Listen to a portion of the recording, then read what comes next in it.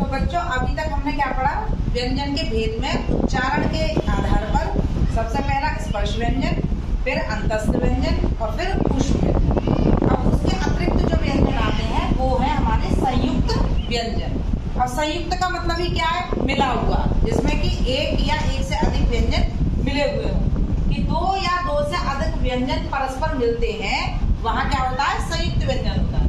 संयुक्त व्यंजन है हमारे चार, कौन कौन से हैं, श, त्र, ज्ञ और श्रा। अब श किससे बनता है, शा बनता है क और श से, इनसे दोनों से मिलकर क्या बना, शा। त्रा किससे बनता है, त और रा से, दो व्यंजन मिलकर बना त्रा।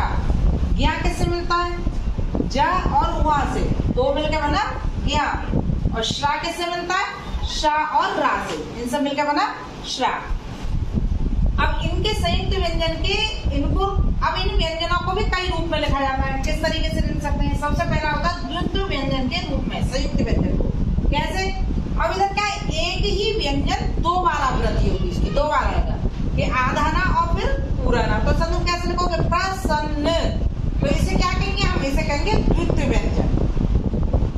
जबकि द्वितीय व्यंजन का जब एक ही व्यंजन हो दो बार, ऐसे द आधा दा और पूरा दा, उद्देश्य, तो यहाँ एक ही व्यंजन की दो बार आवृत्ति हुई है, तो क्या कहलाएगा, फिर वो द्वितीय व्यंजन कहलाएगा।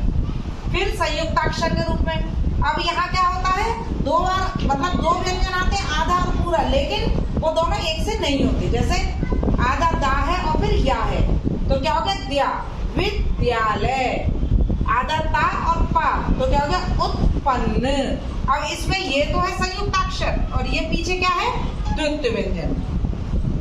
इसे ही लिखते हैं आगत व्यंजन के रूप में।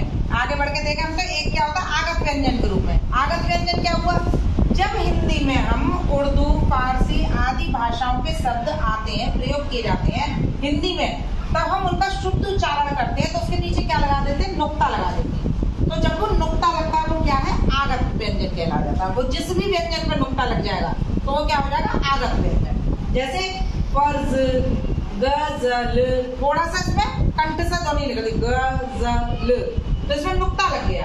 अब तुम्हारा प्रश्न कैसा आ सकता है कि फर्ज क्या देते, फर्ज में कौन सा आगत व्यंजन है, और उसमें नीचे कई व्यंजन दे रखे होंगे, तो आपको किसमें निशान लगाना है, जा पे, जिसमें कि नुक्ता लगना होगा। इसके अलावा अब ये हो गए हमारे, कितने व्यंजन हो गए हमारे अब तक के, सबसे पहले स्पर्श व्यंजन 25, फिर अंतस्थ व्यंजन 4, ऊष्म व्यंजन 4, फिर संयुक्त व्यंजन 4। उसके बाद आते हैं हमारे दो, जो मैं कह रही थी अतिरिक्त व्यंजन जोड़ दिए गए हैं, वो है ड़ और ढ। इसमें डा डलिया जो होती है उसके नीचे हम बिंदी लगा देते हैं तो ड़, और एक ढा ढक्कन होता है उसके नीचे बिंदी लगा देते हैं तो ड़। ये दोनों व्यंजन अतिरिक्त जोड़े गए हैं। तो हमारे इस तरीके से कुल मिलाकर व्यंजन हो जाते हैं 39, और 11 हमारे स्वर हैं, 2 हमारे अयोगवाह और 39 हमारे ये हो जाते हैं व्यंजन। तो सब मिला के हमारे 52, पूरी वर्णमाला में 52 वर्ण हो जाते हैं।